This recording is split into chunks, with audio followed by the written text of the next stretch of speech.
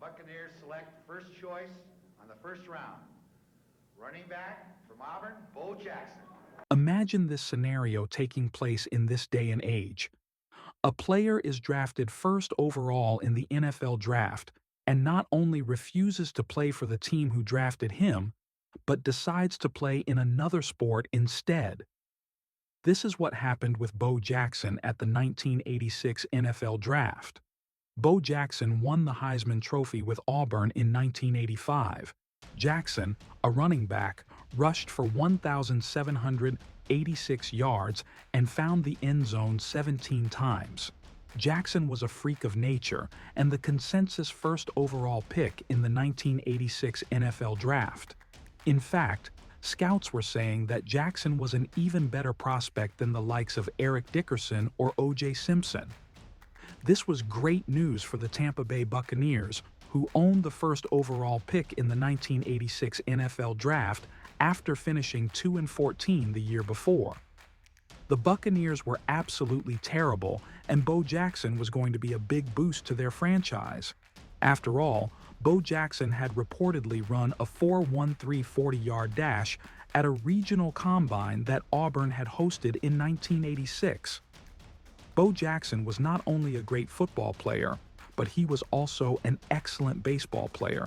In fact, in his last full season with the Auburn baseball team, Jackson batted over 400 with 17 home runs in just 42 games. Jackson was confident in his abilities in both sports and believed that he could be a star in both the NFL and Major League Baseball. Bo Jackson believes that the Tampa Bay Buccaneers sabotaged his final season of baseball at Auburn. You see, Jackson believes that the Buccaneers didn't want Jackson playing baseball at all. Instead, Jackson believes that the Bucs wanted Jackson to forego his last season of baseball at Auburn to focus on football. The Buccaneers, who were owned by Hugh Culverhouse, sent a private jet to pick up Jackson for a physical and a visit.